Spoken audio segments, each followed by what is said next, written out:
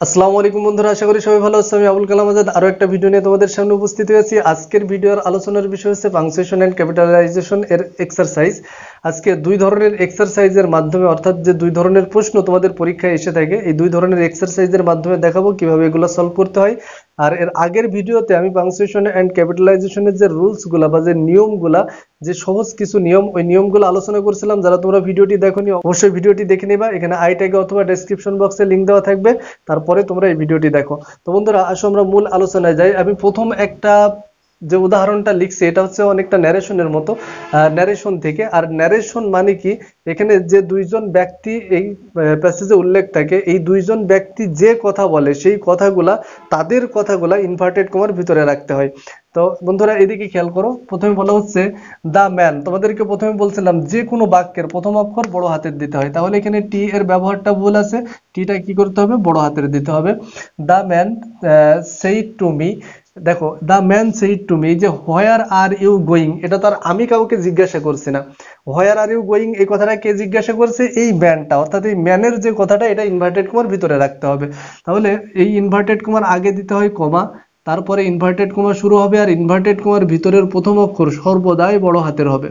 তাহলে হোয়ার are you going, দেখো এটা কোন ধরনের বাক্য? ডাব্লিউএইচ কোশ্চেন, তারপরে যদি অক্সিলারি ভার্ব থাকে সেটা ইন্টারোগেটিভ বাক্য। তাহলে এই বাক্যের ভিতরে শেষে প্রশ্নবোধক চিহ্ন। তাহলে এই পর্যন্তই তার একটা কথা। পরের কথাটা এই লোকটাই বলছে কিনা দেখো, I am going to school. না, এটা এই লোকের কথা না, এটা অন্য কেউ বলছে। তার মানে এই লোকের কথা যেখানে শেষ, সেখানে ইনভার্টেড কমাও কি করে দিতে হবে? শেষ করে দিতে হবে। তো I am going to school, এই আইটা তো আর আমি যে তোমাদেরকে বলছি, আমি তো আর বলছি না যে I am going to school. এই কথাটা এই গল্পেরই কেউ একজন বলছে, তাই না? তাহলে যেহেতু তাদের কথা, তাদের কথাগুলো অবশ্যই ইনভার্টেড কমার ভিতরে রাখতে হবে, এবং ইনভার্টেড কমার ভিতরে প্রথম অক্ষর সবসময় বড় হাতের হয়। তাহলে I am going to school said I. দেখো, এই যে সেইড আই, এটা তো তারা বলছে না, এটা তারা বলছে না, অর্থাৎ এই যে I am going to school এই পর্যন্ত হচ্ছে বাক্য শেষ। তাহলে এখানে আমরা একটা বিষয় খেয়াল করো, ইনভার্টেড কমার এই যে বাক্যটার আমরা আগে কমা ব্যবহার করছি, কারণ এই ইনভার্টেড কমার এই বাক্যটা যে বলছে সে তার আগে রয়েছে।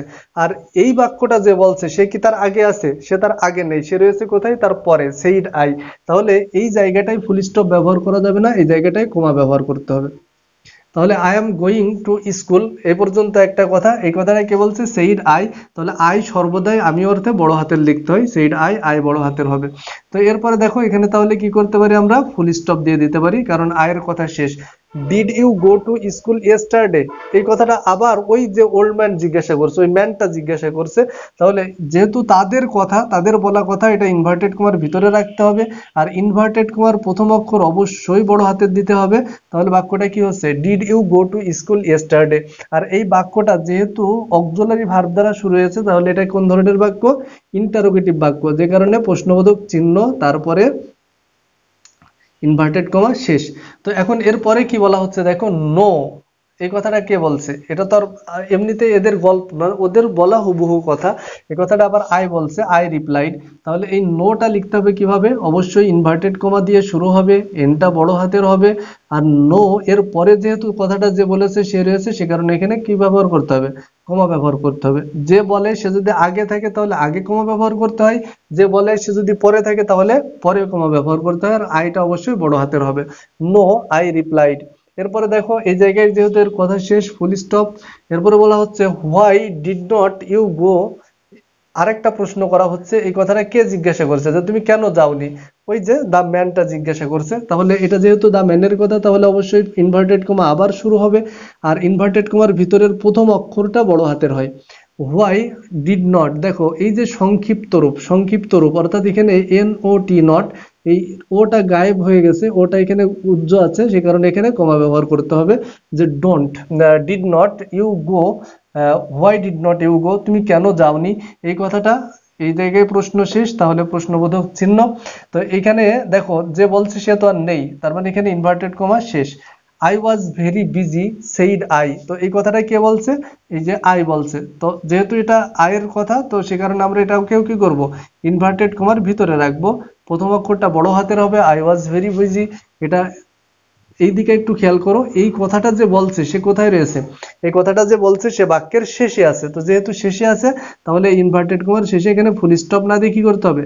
কমা ব্যবহার করতে হবে এবং এই বাক্যের শেষে যে আইটা বড় হাতের হবে এবং ফুল স্টপ হবে।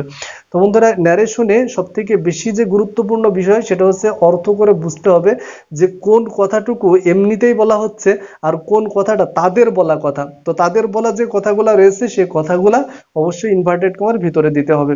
আর এই বিষয়টা লক্ষ্য রাখবা, এই যে একটা ইনভার্টেড কমা, এই কথার বক্তাটা যদি আগে থাকে তাহলে এই ইনভার্টেড কমার আগে কমা হবে, বক্তাটা যদি পরে থাকে তাহলে ইনভার্টেড কমার ভিতরে কমা হবে। আর যদি বক্তাটা না থাকে তাহলে কমা বা কোনো চিহ্ন নেই, ওই সেন্টেন্স অনুসারে চিহ্ন বসে যাবে। তো বন্ধুরা, এরপরে দেখি যে সাধারণ যে বাক্যগুলো, এই সাধারণ বাক্য থাকলে সেটা কিভাবে সলভ করতে হয়। তো সাধারণ বাক্য যেহেতু এখানে কোনো ন্যারেশন বা এদের কারোর স্পিচ নেই, সাধারণ একটা গল্প থাকে, এখানে ইনভার্টেড কমা ঝামেলা নেই, এগুলা বেশি সহজ হয়। যেমন দেখো, আই ওয়াজ বর্ন, তো যেহেতু বাক্যের প্রথমে তারপরেও আবার আই, প্রথম অক্ষর অবশ্যই বড় হাতের দিতে হবে। I was born in a village নেয়ার ঝিনাইদা। দেখো, ঝিনাইদা একটা শহরের নাম, তাহলে যেহেতু এটা একটা শহরের নাম তাহলে এই শহরের নামের প্রথম অক্ষর বড় হাতের, প্রপার নাউন সর্বদাই বড় হাতের হবে, সে যেখানে বসুক না কেন। তাহলে I was born in a village near Jhenaidah, এই জায়গাটায় একটা বাক্য শেষ, যেহেতু এটা অ্যাসার্টিভ সেন্টেন্স, আগে সাবজেক্ট তারপরে ভার্ব, সে কারণে ফুল স্টপ। আর এরপর দেখো, প্রত্যেকটা বাক্যের প্রথম অক্ষর অবশ্যই বড় হাতের দিতে হবে, তাহলে এখানে এটা কি হবে, বড় হাতের। এই small river flows beside the village, তাহলে এই জায়গাটায় দেখো বাক্য আবার শেষ, এটাও অ্যাসার্টিভ সেন্টেন্স, আগে সাবজেক্ট তারপর ভার্ব, তার মানে এখানে ফুল স্টপ ব্যবহার করতে হবে। আর যেহেতু ফুল স্টপ ব্যবহার করা হচ্ছে, পরের বাক্যের প্রথমে অবশ্যই বড় হাতের অক্ষর। তাহলে the villagers bath in the river and catch fish, তাহলে এই পর্যন্ত একটা বাক্য, যে ওই গ্রামবাসীরা ওখানে নদীতে গোসল করে এবং মাছ ধরে। তাহলে এই জায়গায় যেহেতু একটা বাক্য শেষ হয়ে গেল, কি হবে, ফুল স্টপ। তো এরপরেরটা দেখো, হাউ হ্যাপি দে আর, তো এটা কোন ধরনের বাক্য তোমাদেরকে গতদিন বলছিলাম, তো যে ধরনের বাক্যই হোক প্রথম অক্ষর আগে অবশ্যই বড় হাতের, আমরা এটা বড় হাতের করে দিলাম, হাউ হ্যাপি দে আর। প্রথমে ডাব্লিউএইচ কোশ্চেন, হাউ অথবা হোয়াট, তারপরে একটা অ্যাডজেক্টিভ, ভার্ব সবার শেষে, এটা হচ্ছে এক্সক্লেমেটরি সেন্টেন্স। তো এক্সক্লেমেটরি সেন্টেন্সে এক্সক্লেমেটরি চিহ্ন দিতে হবে।